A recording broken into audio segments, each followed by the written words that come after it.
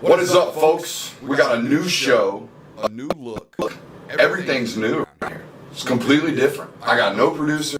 No, it's not nighttime. It's noon. Sun's out. Feels really, really weird. Gotta be honest. But it is still NBR, the show where I find topics that I'm rather passionate about and I pontificate upon them. These are not hot takes, but rather takes that I am hot about. And of course, and unlike usual, I've got an opening kickoff. Good Lord, man. That Ed Orgeron. That guy's bad, huh? He's just not very good out there at LSU. Things aren't looking very, very great. Ed Orgeron, Gene Chizik, Spider-Man meme. You know what I mean? Guy that just randomly wins a national title. Everybody's, hooting and hollering about him. What a great coach he is. 2 years later might be tossed and out in the can. Okay? Cam Newton is to Joe Burrow as water is to wet in this situation.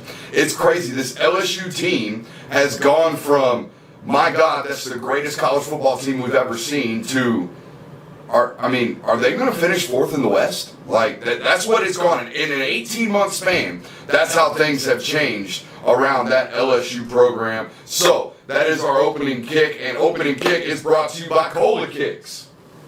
ColaKicks.com is your place, whether you're a Jordan man like me, or whether you like Yeezys, or pumps, or, forces, whatever your sneaker addiction is. Cola Kicks has got you over there on ColaKicks.com. Use promo code Brooks to get $10 off any purchase of $100 or more over there. Again, that's ColaKicks.com, promo code Brooks. And the best thing about ColaKicks.com is that they free shipping. Okay, free shipping from those guys. All these shoes you see around the studio today, ColaKicks.com got. These might just be my favorite over here. These Griffey trainers, I could not find them anywhere. Found them right inside the store over there at Jerry Henson's place in Augusta. Cola Kicks 706, which is over in one of these corners. Can't quite remember which one it is. But yeah, check those guys out. Some of the best sneakers you'll find. And again, promo code Brooks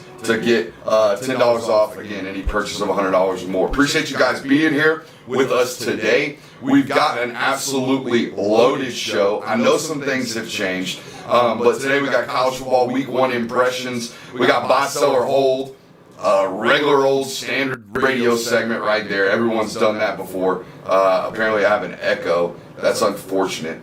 I know what the echo is. Give me 1 second, guys. My video capture device.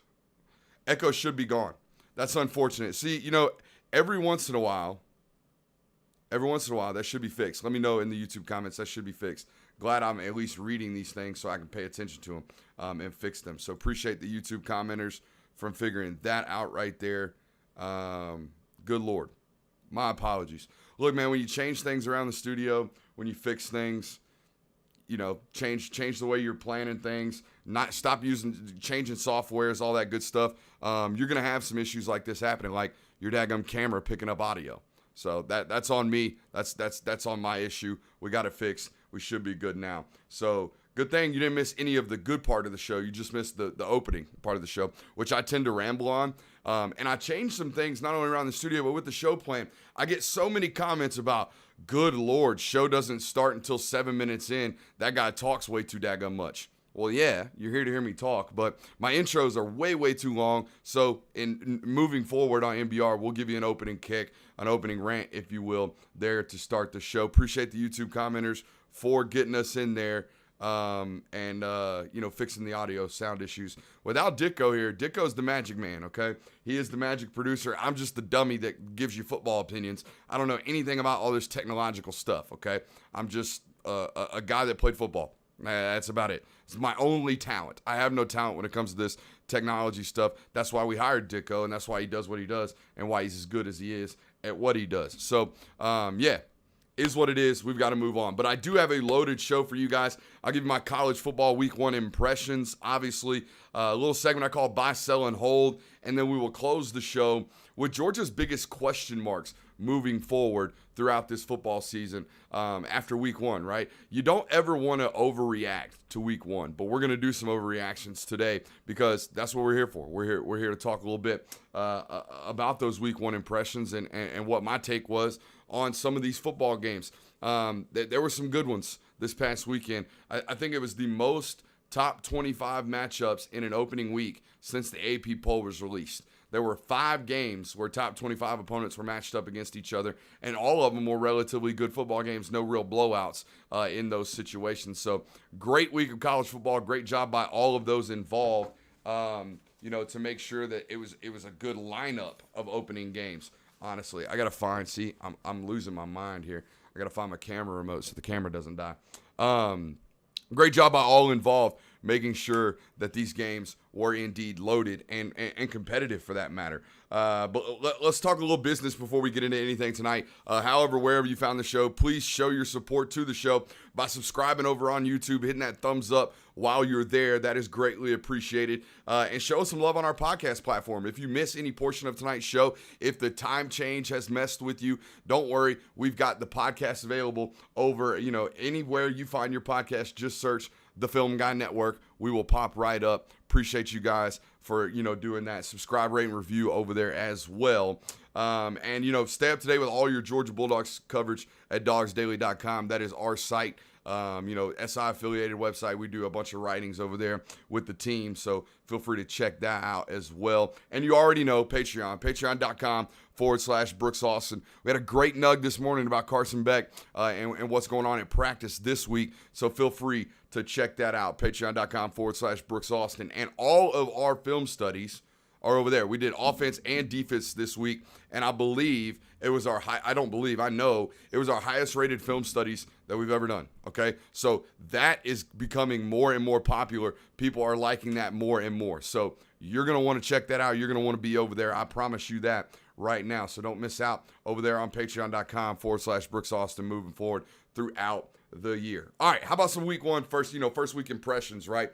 First of all, it's just good to be back and back to normal, right? I think that's the main takeaway from me following this first week. How great was it to see full capacity stadiums, right? Whether it was Enter Sandman at Virginia Tech or Jump Around at Wisconsin, whatever it was, or hearing the FSU fans do the Bravo chop for 3.5 hours. It's all goosebumps over here, okay? For 3.5 hours, it was all goosebumps on me, man. I'm telling you, college football was great last year, but it was missing. It was missing a very large portion of what makes it really, really great, and that's that college football atmosphere. If I just wanted to watch good football with no juice in the stadium, by God, I'd turn NFL football on Sunday and pray for a good fantasy win, right?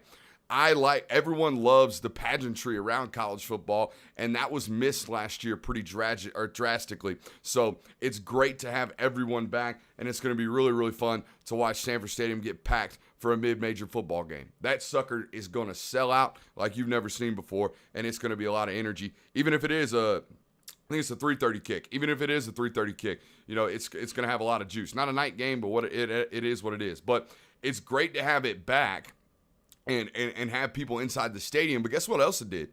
And I wasn't the only one that missed the pageantry and thought college football needs fandom and needs fans in the stands to be the pinnacle of what a football product looks like on television.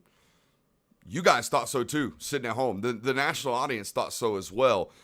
This was UGA and Clemson was the second highest rated opening weekend kickoff game in the last 15 years.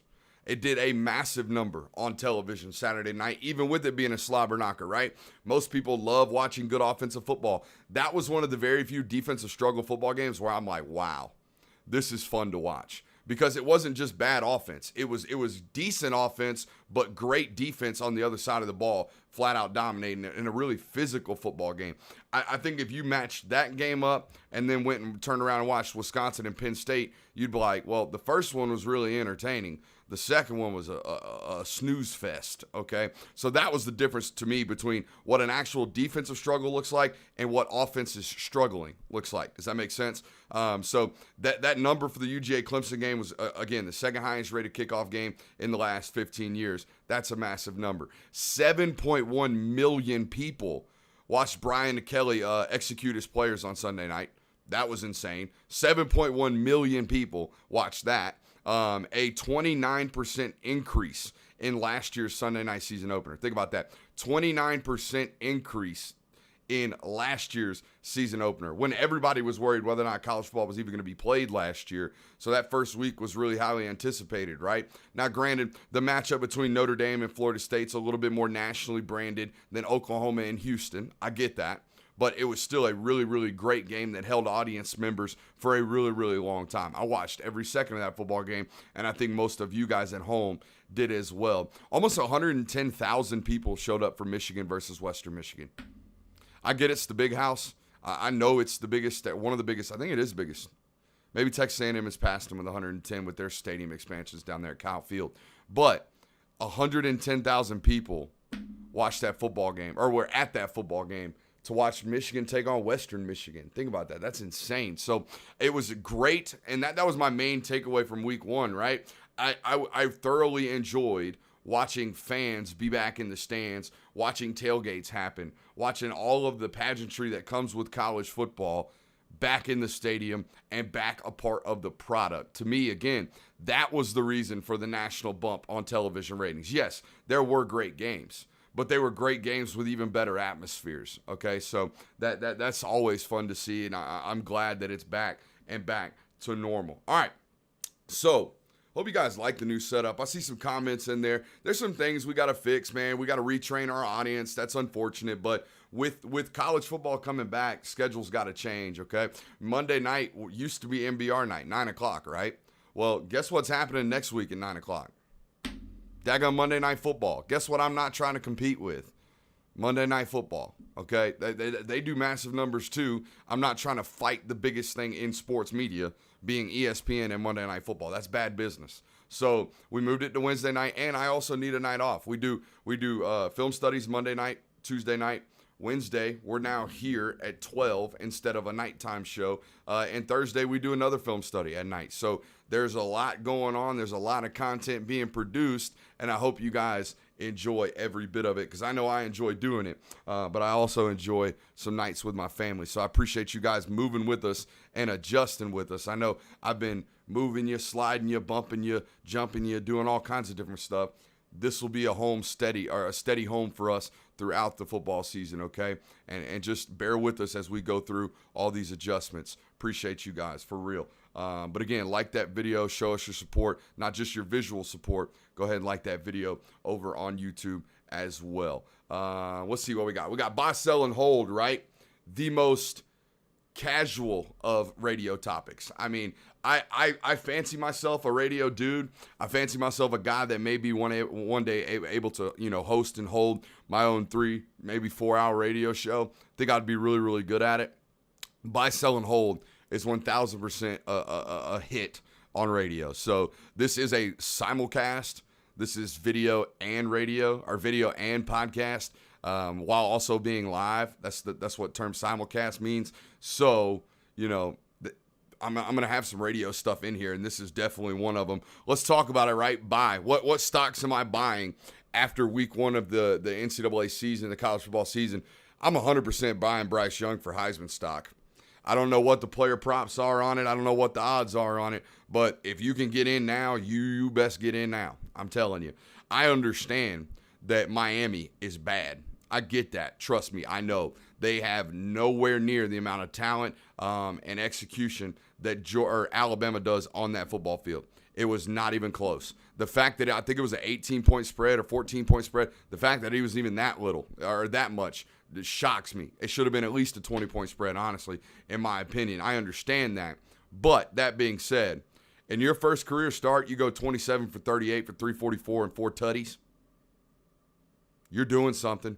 You're absolutely doing something. And look, I've been buying Bryce stock, maybe too much of it, Bryce Young stock, even since his freshman year. I think you can go back and find some tweets of me talking about Bryce Young maybe cementing Mac Jones as the starter by the time they play Georgia. This guy was bona fide coming out of high school, guys. This was Sports Illustrated's high school player of the year. This was the number 1 overall recruit on SI All-American's big board. This was the guy coming out of Mater Dei High School, also alma mater of JT Daniels. But this dude played elite competition in California, probably one, if not the toughest, one of the toughest high school football conferences in America. and dominated in high school, and then got to Alabama. And after decommitting from USC, chose to go to Alabama. I think their first number 1 overall quarterback recruit since, Nick Saban's been there. They start recruiting quarterbacks at this level. That's terrifying. I don't think Tua was this highly rated as this kid, but they start recruiting kids at this level at the quarterback position. They recruit every other position extremely well. But gone are the days where the Greg McElroys are playing quarterback, and now you have Bryce Young's playing quarterback, and Mac Jones is playing quarterback, and Jalen Hurts is playing quarterback, and Tua Tagovailoa's playing quarterback. That's scary. That's scary for the rest of college football, honestly. So not good for the rest of college football. Great for Alabama fans. I'll tell you that much. Absolutely great for Alabama fans. But I am buying a lot of this Heisman stock, and here's why. The craziest thing to me while watching that football game was, Miami tried. They tried to send the blitz. They tried to do all this stuff you're supposed to do to young quarterbacks, right? Throw blitz at them, throw a bunch of different coverages at them, throw everything you can to try to confuse them. Trust me, they tried. But this kid, and he's not even a kid, he's a young man. This young man, it goes without saying, is extremely talented, right?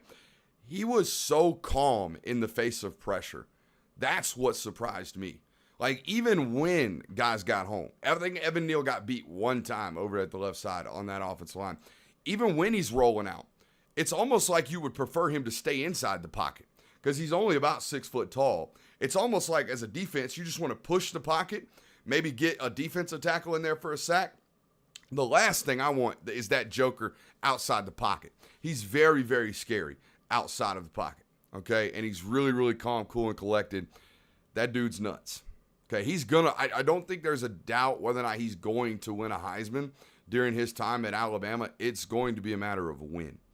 Especially, like, there was a lot of people saying, oh, well, he's got a new offensive coordinator. Bill O'Brien's coming in there. Steve Sarkisian left. That's not how Alabama works, folks. When Bill O'Brien comes to Alabama, he learns Alabama's offense. Alabama does not have to learn Bill O'Brien's offense.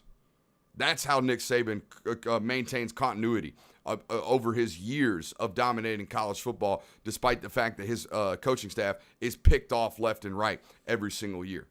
You come to Alabama as a coordinator, you learn what they run, not the other way around. So there is no growing pains. There will be no growing pains. Bryce Young might have a bad game. I don't see it coming. I don't see it happening anytime soon. The kid's going to light it up. Buy that Bryce Young Heisman stock. The other thing I'm buying is this Georgia defense.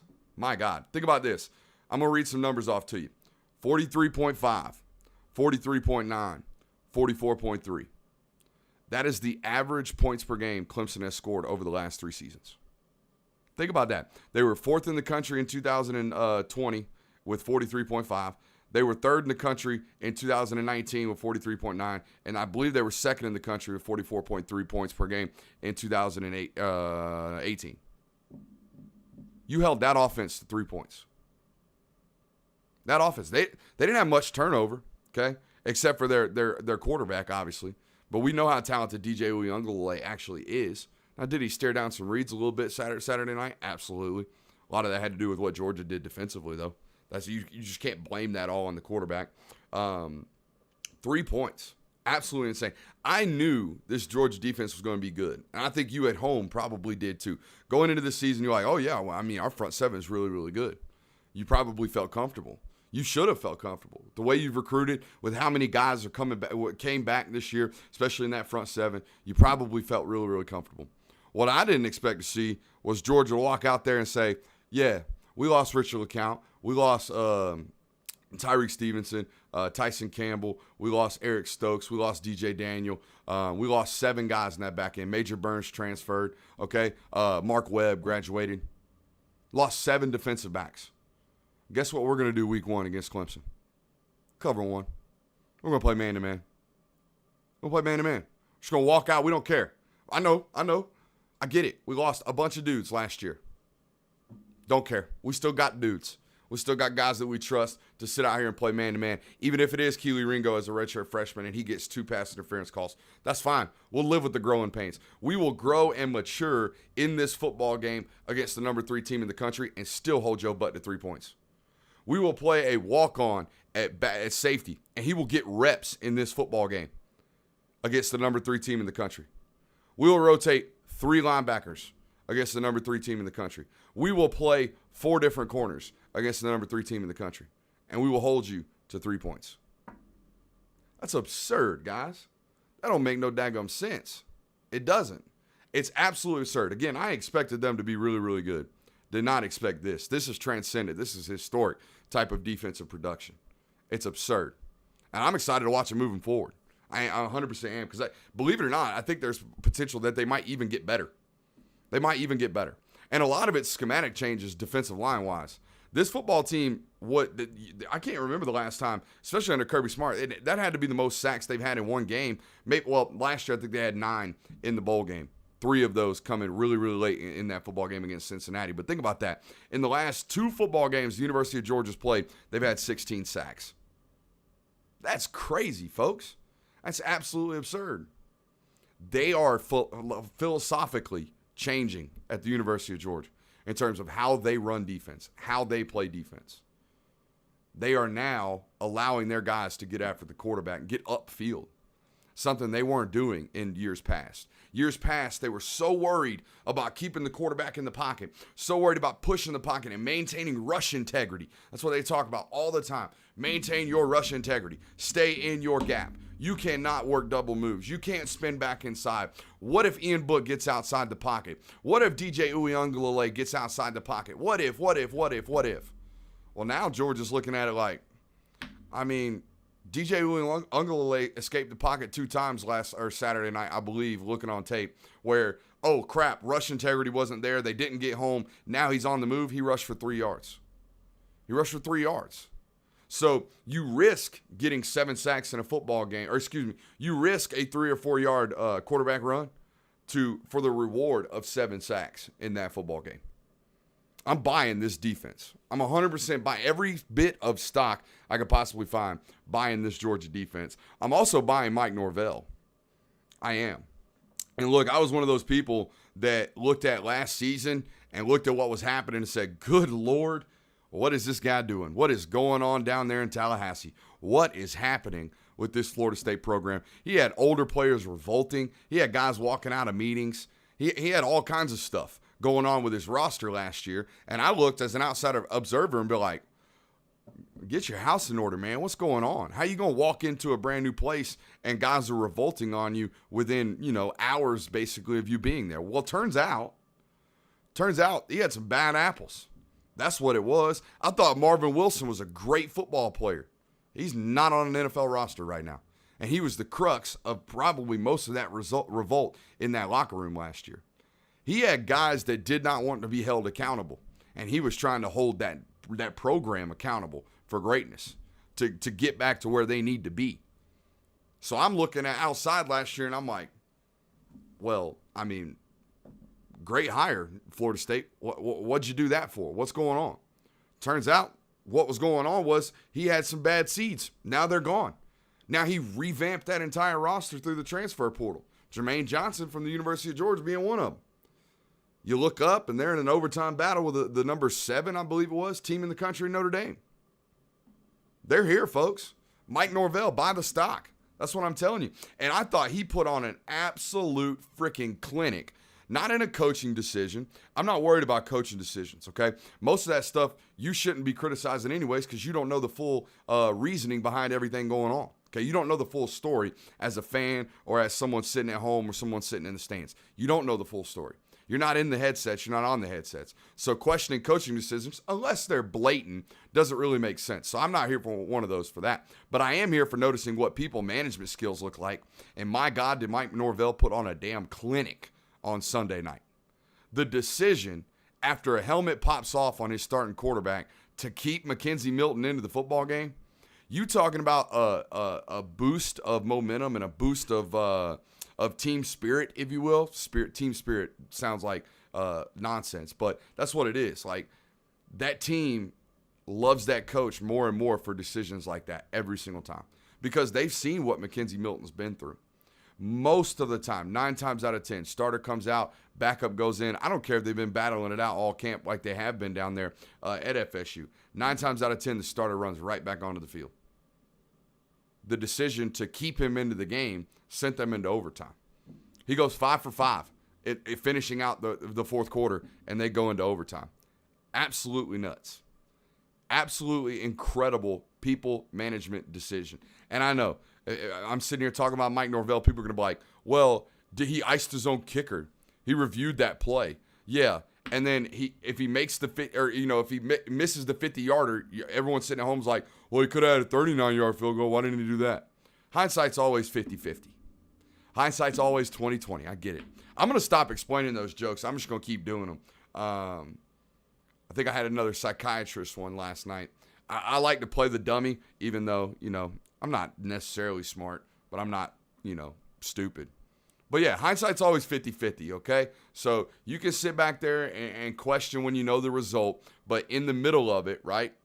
In the middle of what's going on, in the heat of the battle, heat of the moment, yeah, it's hard to question the decision that he made to review that and make sure it wasn't a fumble, right? But they had guys in the booth watching the replay saying, hey, we need to review that. We need to call timeout. We need to review that. So yeah, I'm buying all that Mike Norvell stock. All right, let's talk about what we're selling. Okay. Now, it is Overreaction Wednesday, not Overreaction Monday. It is Overreaction Wednesday, but I am selling Clemson stock. I am. And I know they were a pick 6 away from that game going into overtime. Well, not really, because Podlesny missed a field goal. It should have been 13-3. And even if they don't throw the pick 6, it should be 6-3. Okay? Awful football game offensively. If you want offense, if that's what you're into, that was not your football game. But here's why. Okay? Georgia's defense is great. They are. That defensive line is really, really good. It's probably one of the best, if not the best, in the country. I know Alabama's got a bunch of dudes, but one of them just got hurt for the year, or at least for a long time. He broke his foot in number 4. Forget his name, Christian something. He's gone, okay, for the time being. So right now, I think top to bottom, Georgia's got the best front 7 and the best defensive line in the country. I think that's at least arguable, okay? But here's my thing. DJ Uiagalelei might not get sacked 7 times in another football game moving forward, but that offensive line is porous. It is bad, guys. It is bad, and I told you that leading up to the football game, that Georgia's going to get after these dudes because that offensive line is bad.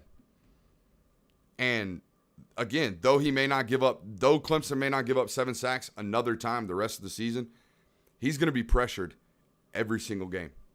He's going to have guys in his face every single game.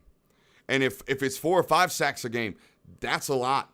It's hard to play offense when you're getting pressured that much at the quarterback position, on top of the fact that no matter playing Georgia or not, I don't foresee Clemson having a good running game at all this year. That offensive line's that bad. And here's the deal. Clemson's always recruited skill guys really, really well. They have. They haven't recruited offensive linemen well at all. At all. I think Colin Sadler, this guy coming up in 2022, he was our number 3 tackle on the board at SI All-American. In my opinion, best offensive lineman they've signed probably in 5 years, 4 or 5 years. They just don't recruit the position well. They take smart guys that they know can play early, and they try to develop them and physically mature them. They don't have any Broderick Joneses on that roster. They don't have any Amarius Mims on that roster. They got a bunch of Justin Schaefers, and that's fine. You can win with a bunch of Justin Schaefers. But you need 3 or 4 Jamari Sawyers, athletic specimens, right? Guys that can go 5 positions wide. You need a bunch of Cedric Van Prans, centers that run a sub 540, okay, that are specimens in terms of athletic ability. You need that because when you go up against a defensive line like Georgia's, or even a mediocre defensive line like you're going to see in the ACC, you still need to be able to athletically overwhelm your opponent every once in a while. And Clemson ain't going to have the ability to do that all year. So, again, let's recap. You're going to have a quarterback getting pressure on him, a redshirt freshman quarterback at that, that's going into his first season as a real starter. So, you're going to be pressured all year long. You're going to have guys like getting after him, sacking him, and you got no run game. What? I understand the ACC is a Peachtree dish when it comes to competition comparative to Clemson, but I'm not saying they're going to lose a bunch of games. But if they lost another game in the ACC, they're probably going to be favored by 7, 8, maybe at least 10 points in every single football game they have moving forward. Most likely a lot more than that. 2 or 3 touchdown favorites in a lot of these football games. Somebody's going to sneak up on that butt. I promise you. So I'm selling Clemson stock. I'm entirely out on the Big Ten. Entirely out. Want nothing to do with it. Look, the Big Ten right now, per the AP poll that dropped yesterday, the Big Ten's got 4 teams in the top 25. Of course, Ohio State, Iowa, Penn State, and Wisconsin.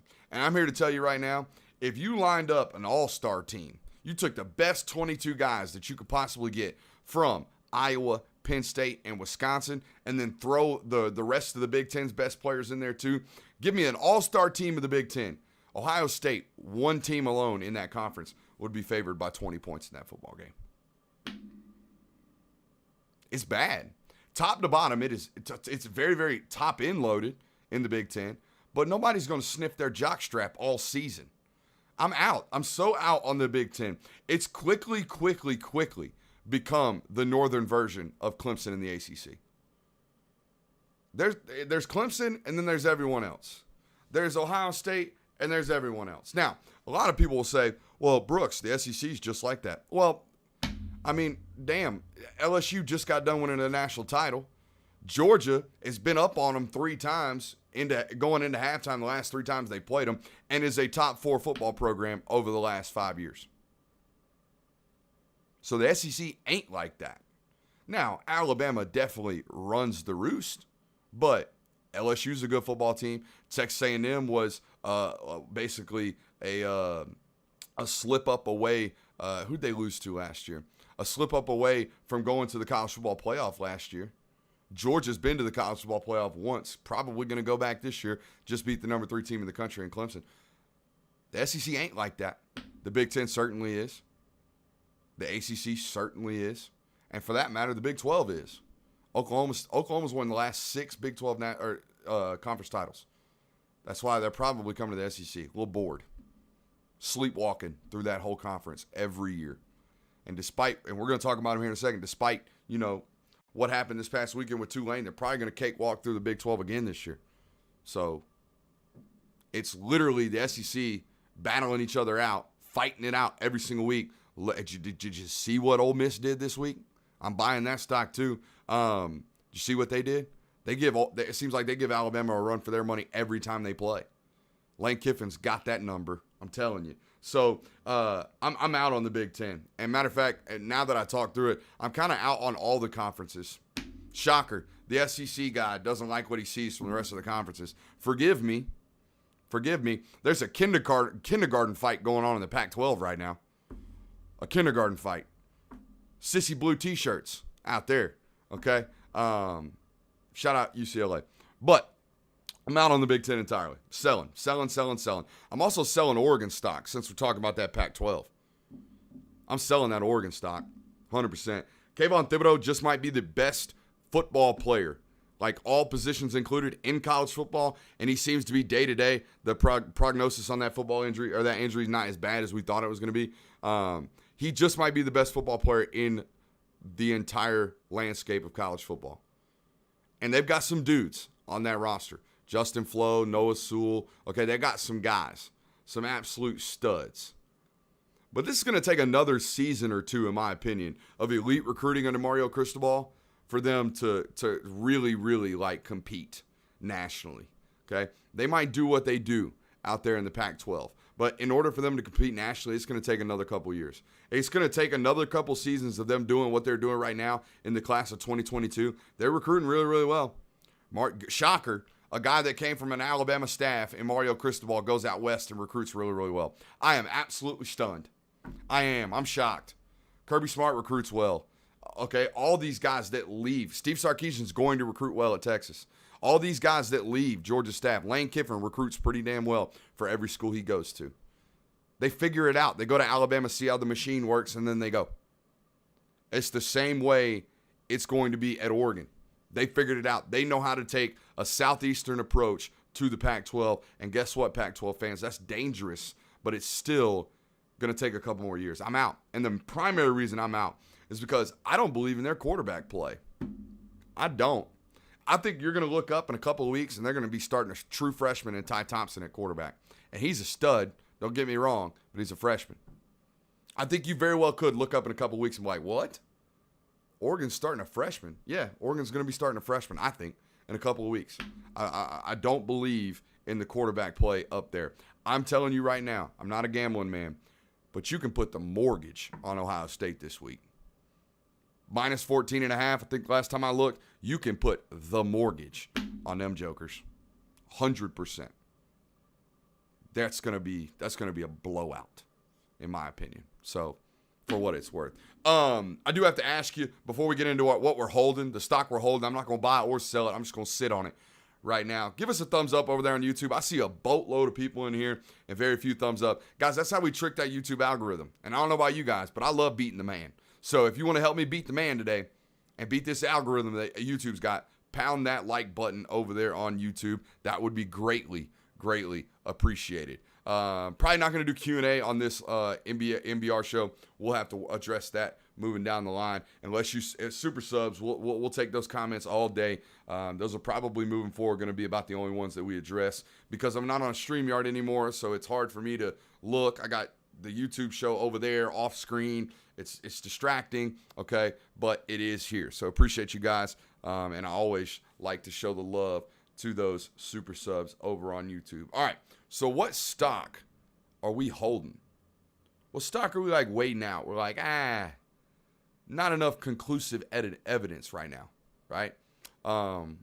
First off, Oklahoma. I'm not impressed. Never really am. I don't really buy Oklahoma football, to be honest with you, because they just, for all the recruiting that they do, for all the points that they score, they spend a boatload of time recruiting the Southeast, and they don't ever recruit defensive players. That'll change, I would imagine, when they come into the SEC. It's going to have to change, but it's also going to be the SEC. Defensive players, I'm going to tell you right now, defensive players want to go two places. They want to play in the SEC, or they want to play in the Big Ten. That's where defensive players get drafted. Think about it.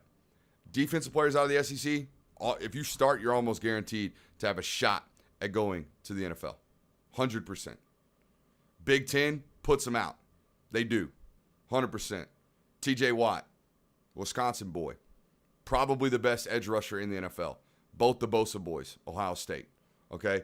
Chase Young, Ohio State. They put out linebackers as well. Northwestern has a great linebacker every single year. The SEC, it's all of them, every position. They put guys out in the league every year. So that's the problem right now, and that's why I'm holding this stock, but I'm holding this stock for this reason and this reason only. It's the Big 12 guys, and no matter how bad they are defensively, and no matter how much the national media want to tell you, oh, well, this year they have a defense. 35 points to Tulane in your season opener tells me that you don't. And I know Tulane runs a funky offense. I know that quarterback was dealing dimes on Saturday. But 35 points in a season opener tells me two things. A, your defense ain't what you thought it was. And B, your fall camp was baby soft. I mean, baby doo-doo soft. Y'all came out tackling like you were still hitting the tackling dummies and not hitting humans, because you probably didn't hit very many humans during practice, during camp, leading up to it. You know who tackled really, really well this week? Alabama. You know who tackled really, really well this week? Georgia. Why? Those dudes get after it in fall camp. But here's the deal. All that being said, they get TCU at home. They get Iowa State at home, who didn't look great this week. Shout out Josh Pate, my boy. The corn maze didn't look great this week out there at Ohio State against Northern Iowa. I don't know exactly if Texas is ready to score points right now with Oklahoma. It'll probably be a football game. But all the tough tests on their schedule, they either get them at a neutral site game or they get them at a home. That means Oklahoma at the end of the year is probably going to be a Big 12 champion and probably going to be sniffing around a college football playoff. So you got to hold the stock. You have to. No matter how much you don't believe in it, no matter how much I don't believe in Oklahoma, you've got to hold that stock. You do. Another stock you got to hold. And you guys got to stop with this. You guys got to stop with this. Sam Howell. Why suddenly? Because last year, right? And I'm not really talking about you guys. I'm talking about people on social media. Last year, everybody in NFL draft Twitter, all those yahoos that and I call them yahoos out of love because I used to be one of them. All those former me's on Twitter with all their draft opinions. Shout out NFL Mocks, my day one homies, literally my start in this industry. All those guys were all over Sam Howell last year. All over him. And suddenly his NFL wide receivers go to the NFL, his NFL offensive line goes to the NFL, and his 2 NFL running backs go to the NFL, and now all of a sudden he sucks. Oh, he's garbage. Oh, no, he's not a first-round draft pick. Look at him. Look what he did versus Virginia Tech. Oh, look at that bad interception late in the football game when he was trying to win a game. Look how bad. Look how bad. Look how bad. I'm out on Sam Howell. Why? Just hold the stock. You don't have to be up and down all the time. Sometimes you can just ride the line, baby. Sometimes you can just ride the line. And that's what I would do with Sam Howell. This dude is good. He is really, really good. I watched him at the Elite 11. He was one of the camp counselors. Spencer Rattler was there. I think Spencer Rattler worked out for maybe 20 minutes. Sam Howell took every single rep and took it hard, like was working. Him and Malik Willis were working. They were there to work. Spencer Rattler was there to wear his little sunglasses and hat backwards hat guy. Shout out Colin Cowherd. Spencer Rattler is the definition of a backwards hat guy. Uber talented. Doesn't really approach the game like Sam Howell does or like Malik Willis does. Now, will the talent maybe take over? Probably. But when he comes out and throws 3 interceptions in week 1, it's probably like, oh, wake up call. Wake up call. I'm holding that Sam Howell stock. I think he's a really good football player. I think he throws one of the tightest footballs I've ever seen. I was actually watching and listening to those Elite 11 quarterbacks. I'm talking Ty Simpson. I'm talking Malik Murphy. I'm talking old mullet boy that's up at Ohio State. I'm talking all those guys. Quinn Ewers, AJ Swan. And they're all sitting in a circle, and they're just amazed at the football that Sam Howell throws, how tight it is, how perfectly spiraled it is. I think Ty Simpson actually said, I swear to God, Sam Howell could punt a football, and that sucker would just dot, okay? Dude throws a really, really good ball. He's a really, really good football player. He's got a really bad supporting cast. All of those statements can be true. You don't have to just be a freak-out observer on Twitter because you saw Sam Howell had a bad football game. Because you're getting hit every 5 seconds. Don't do that. Hold the stock. I'm also holding the stock on this Georgia offense. Okay? Don't go running for the hills just yet, folks. Don't do it. Okay? Don't be that guy or gal. I see a lot of hot takes on Twitter. Oh, JT Daniels looks just like Jake Fromm. What happened to this explosive offense? We're back to the good old days of Kirby Smart. Kirby gonna Kirby. All you guys, hold the stock. Don't freak out. Okay? No Pickens, no Washington, no Kyrus Jackson on offense, no Don Blaylock, no A-Rick Gilbert. Okay, your starting right guard goes down first quarter for first possession. At one point in the red zone on our offensive breakdown, I showed it to the guys on Patreon. At one point on 3rd and goal from the 9, you had 2 redshirt freshmen and 2 true freshmen on the field as your targets against the number 3 team in the country. I am flabbergasted that the offense looked tough, that the offense didn't look well, that they looked kind of sick and gangly and beat up. It's because they are. It's because they are. So just hold the stock. Don't freak out. Just chill, okay? Just chill when it comes to this Georgia offense. Because when Dominic Blaylock comes back, if and when George Pickens comes back, when Kyrus Jackson gets back into this offense, when all these young wide receivers get a lot more experience, okay, stop busting plays, stop missing assignments, start executing a little bit better on the outside, your offense is suddenly going to look a lot better than it did week 1. Shocker, right? Hold the stock. Don't freak out. Damn sure don't go sell it, okay? Because coming up, I mean, think about it. You got UAB, good defense, still a mid-major football team. Okay, they're big. Still a mid-major football team. You got South Carolina, Vanderbilt, and you got Arkansas. I see you scoring about 38, 30, 40 points a game over the next 4 weeks. And then you're going to look up and you're like, I told you guys we're going to be all right. Can't have it both ways. You can't be the guy on Twitter freaking out because you scored no offensive touchdowns, 3 total points on offense against one of the nation's best defenses in Clemson, and then 4 weeks later be like, I knew it. I knew we'd be all right. We just had to get healthy. No duh. So hold the stock. Don't go selling it. All right. So Georgia's obviously still got some questions on this football team, right? Still got some things that they got to figure out. And we're going to address them right now. Still would like a little bit more thumbs up appreciation over there on that post.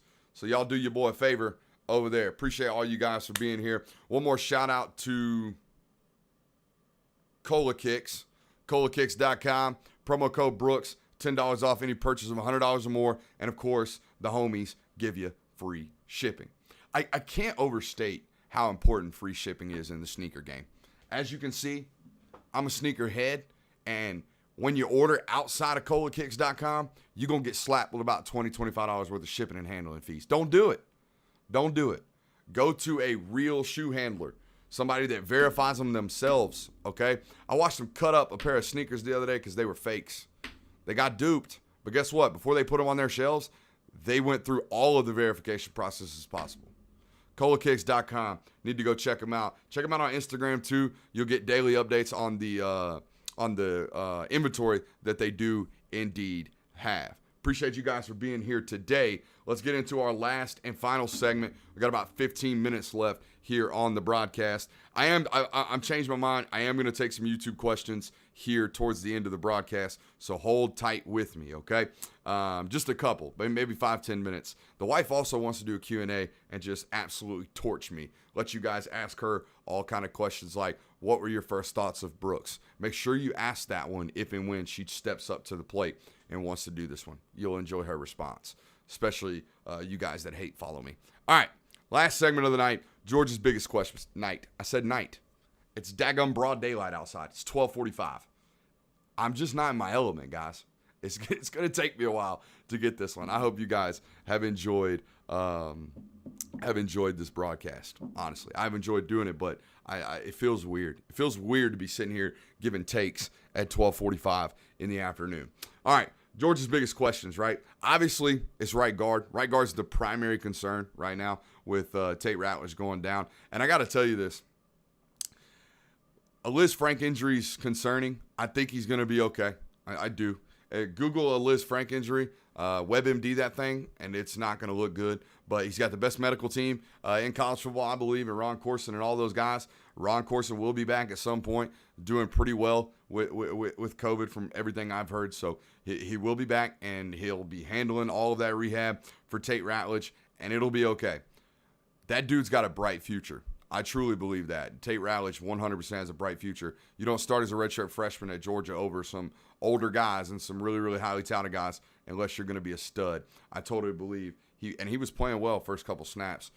Just foot went bang, okay? Ligament went pop. It happens. It's football. But that's your first question, right? And you got a lot of options, okay? You can keep the way you finished. You can keep it the way you finished Saturday night. You keep Warren Erickson at right guard and keep Cedric Van Pran at center and just move forward with Jamari Salyer playing left tackle. You can slide Owen Condon or even Xavier Truss apparently can play some guard, according to Kirby Smart. I haven't seen it or heard about it, but it seems like he could. And to me, he has more of a guard profile anyways. He's a road grader, he's a great run blocker, struggles in space, not a great like superior athlete. Not a really elite athlete because he's 6'7", 330 pounds, and doesn't exactly move like an Amarius Mims, and is not built like an Amarius Mims, okay, or a Broderick Jones. He's built like an Xavier Truss, built like an oak tree, okay.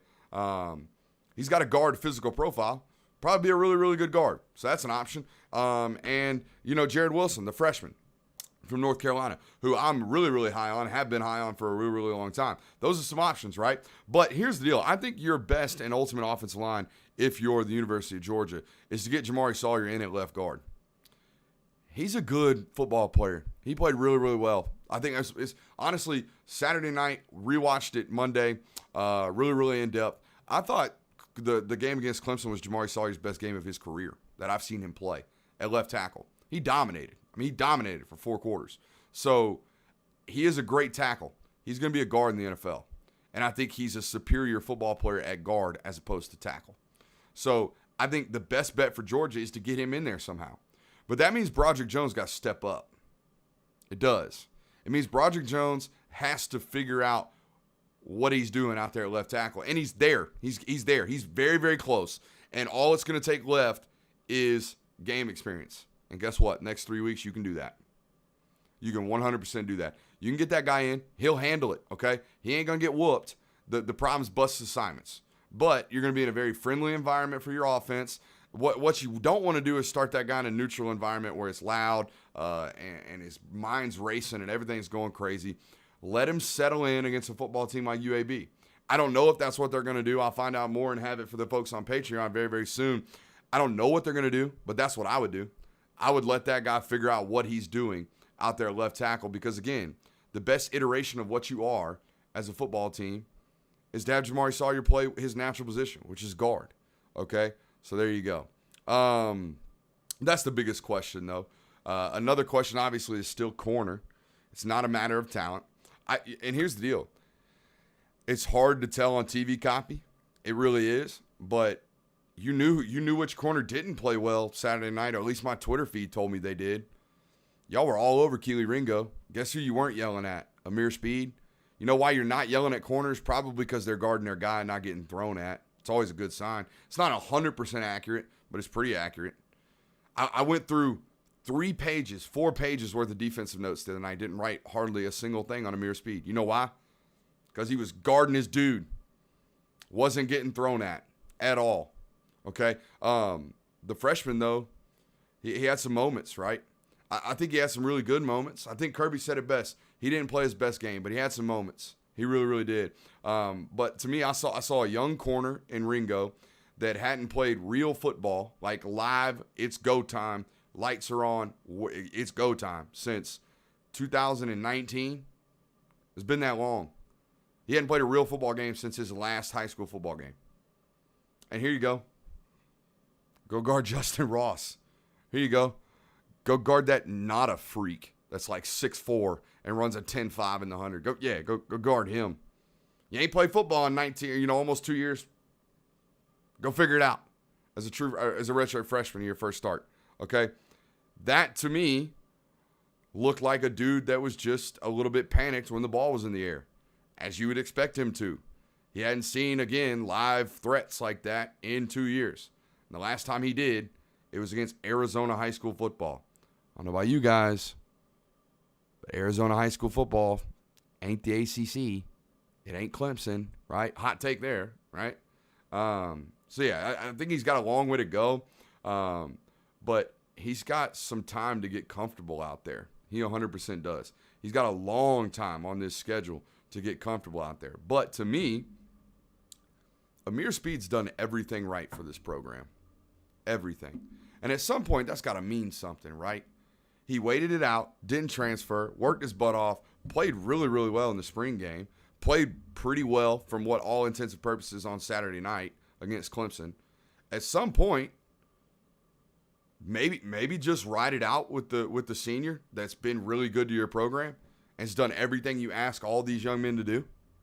At some point, maybe. I understand Keely Ringo's immensely talented. I get it. And he had moments where he looked really, really good Saturday night. But, again, at some point, just ride it out with Amir Speed. But here's what I think they ultimately do, okay? Ultimately, I think they just rotate all year. They're going to play a bunch of defensive backs, man. If playing, no offense, but if taking Lewis Cine off the field or if taking Chris Smith off the field to play Dan Jackson don't tell you that they're going to rotate a bunch of DBs this year, well, guess what? I don't know what's going to let you know that they're going to play a bunch of dudes. Other than that, they played a whole bunch of guys against Clemson in the season opener when everybody defensively other than Tyke Smith was healthy. They're going to play a bunch of guys all year, which means they're probably going to rotate these corners all year long. So there you go. Yeah, I'm cool with it though. If that's the move, if you want to play both guys, I'm 100% cool with that. And obviously the other question is wide receiver. We've already attacked this. Okay, be patient. Hold the stock. Hold the stock like I was telling you earlier in the segment. Hold the stock on this offense. because your wide receivers still aren't healthy. This wide receiver room is going to look a whole hell of a lot different just when Kearis and Dominic get back. Just when Kearis Jackson and Dominic Blaylock get back onto the field and start playing for you guys, it's going to look a lot more explosive. You're going to have guys a lot more open on a consistent basis, okay? You're not going to be starting true freshmen and redshirt freshmen all over the field. It's hard to expect a football team to be explosive at the wide receiver position when you're that young. You got 19 and 20-year-olds out there, guys. They're going to make mistakes. They're going to do the wrong thing every once in a while, and they're going to drop some balls. They're going to miss some blocks. They're going to blow some assignments. That's the fact of the matter. Let these guys get healthy. Let Jermaine Burton get in shape. This blows my mind.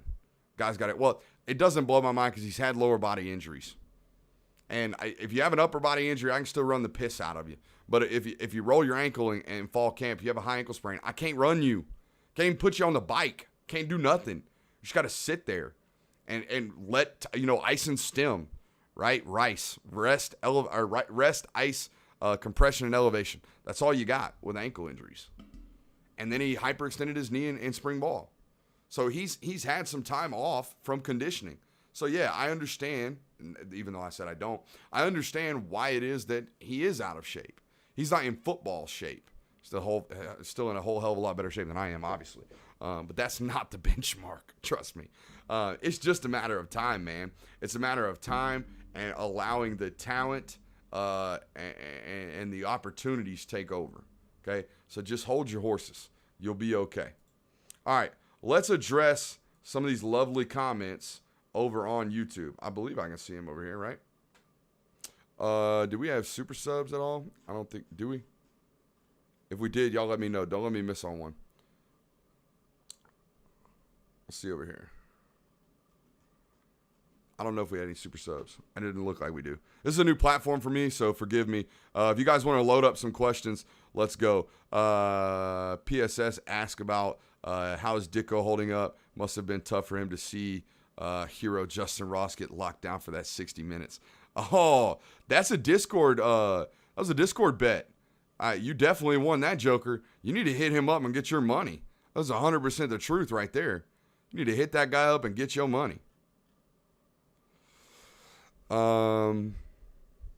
Seems like StreamYard's behind. This one's really, really behind. Wiley Smith asked, what's your take on the game? So I think I didn't expect to see that much of an offensive struggle and a defensive battle. But to me, watching it, I can explain all of the offensive lack of production. I can. Clemson rushed 4 and dropped 7 all night. Sometimes they rushed 3 and dropped 8. So going into that, like how do you expect your defense or your offense to still remain vertically present, right? To still remain vertically threatening that defense. They schemed everything up for them not to happen. Okay. Defensively, Clemson did a lot of what Georgia did last year against Mississippi State defensively. So how do you combat that? How do you go about scoring when they're dropping everybody? Well, you do exactly what they did. You run a bunch of screens. You run a bunch of bubble screens. You run a bunch of stuff into the flats. And you bank on your wide receivers blocking out on the edge. Well, guess what? You didn't do that. You didn't execute. So I think the game plan was good. Execution was not. But guess what? I could say the same thing about that Arkansas game last year. And you are far better and more talented this year offensively than you ever could have imagined being last year. So just wait it out. That's kind of my thoughts on there. Let's see here. It's hard because I can't really. All right, we're just going to suck it up here. Any news on Julian Rochester since he got hurt against Kentucky last year? He's still rehabbing. That's a question from Chance Crespo. He's still rehabbing. Last I checked, I think he's, getting there. I'll have a full update on that on Patreon. You guys know when it comes to injury report questions, things like that, if you want my opinion on something, I'll give it to you right here on a public forum. If you want me to actually do some reporting and quote-unquote break some news here, it's not going to happen. I'm going to have to do it on Patreon for you guys. Sorry. That's what those guys pay for. They pay for exclusive intel, and they get a load of it. A lot of it, okay? So if you want that information, hit us up, patreon.com/Brooks Austin. Justin Hires asked, I think that's Hires, maybe Hears. I'm going to go with Hires. Nah, I'm going to go with years. He says, you think Georgia runs the ball more this week and rests that wide receiver core? So I always laugh when I see this statistic about Kirby Smart, under Kirby Smart, Georgia running the ball and having run success or run success correlating to wins. And I'm here to tell you guys, when you're up 21 points, guess what Kirby Smart does? He runs the damn football.